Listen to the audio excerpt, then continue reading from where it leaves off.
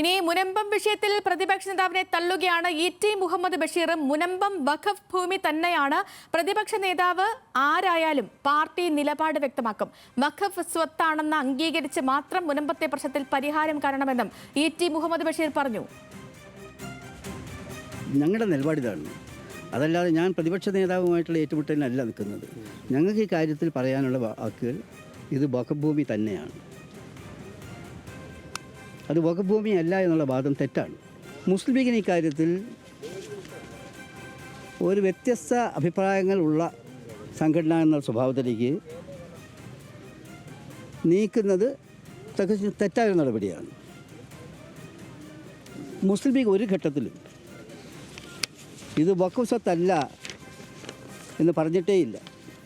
ഞങ്ങളുടെ ഉത്തരവാദിത്വം കൺഫ്യൂഷൻ നിൽക്കുന്ന സമയത്ത് ക്ലാരിറ്റി വരുത്തുക എന്നുള്ളതാണ്. പ്രതിപക്ഷ നേതാവെന്ന് മാത്രമല്ല, ആരായിരുന്നാലും ഇത് വഖഫ് സ്വത്തല്ല എന്ന് പറയുന്നത് ശരിയല്ലെന്നാണ് ഞങ്ങൾ പറഞ്ഞിട്ടുള്ളത്. സംശയമില്ലല്ലോ.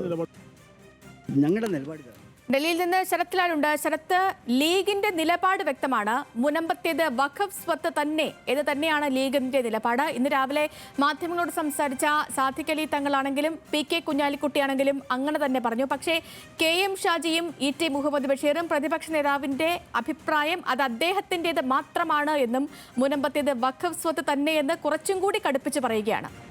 വിവരങ്ങൾ ലക്ഷ്മി വളരെ പെട്ടെന്നാണ് ലീഗിൽ ഇതിൽ ആശയക്കുഴപ്പമുണ്ട് എന്നുള്ള ഒരു വ്യക്തമാക്കുന്നതാണ് ഇ.ടി. മുഹമ്മദ് ബഷീർ പെട്ടെന്ന് വിളിച്ചു ചേർത്ത പത്രസമ്മേളനം. കാരണം തങ്ങളുമായിട്ട് സമസ്ത ചർച്ച കഴിഞ്ഞിട്ട് തങ്ങൾ ഇക്കാര്യത്തിൽ വിശദീകരിക്കുന്നതോടൊപ്പം തന്നെ അതിനോടൊപ്പം തന്നെ ചേർന്നാണ് ഇ.ടി. മുഹമ്മദ് ബഷീർ പാർലമെന്റ് നടക്കുമ്പോൾ തന്നെ 11:30 മണിയോടെ പത്രസമ്മേളനം വിളിച്ചേർത്ത് ഇത് വ്യക്തമായി അദ്ദേഹം എഴുതി തയ്യാറാക്കി കൊണ്ടുവന്ന കുറിപ്പോട് കൂടിയായിട്ടാണ് അദ്ദേഹം പറഞ്ഞത്. കാരണം ലീഗിന്റെ നിലപാട് എന്ന് പറഞ്ഞാൽ മുനമ്പം വഖഫ് ഭൂമിയാണ്. ഈ വഖഫ് ഭൂമി എന്ന് അംഗീകരിച്ചു കൊണ്ടുള്ള മാത്രമുള്ള ഒരു നീക്കുപോക്കോ അല്ലെങ്കിൽ ചർച്ചകളോ മാത്രമേ നടക്കാവൂ. വഖഫ് ഭൂമി കഴിഞ്ഞ് ഈ പ്രശ്നം പരിഹരിക്കണമെങ്കിൽ ആദ്യം വഖഫ് ഭൂമി എന്ന കാര്യത്തിൽ അംഗീകരിക്കണം. പ്രതിപക്ഷ നേതാവ് പറഞ്ഞത് അദ്ദേഹത്തിന്റെ അഭിപ്രായം മാത്രമാണ്.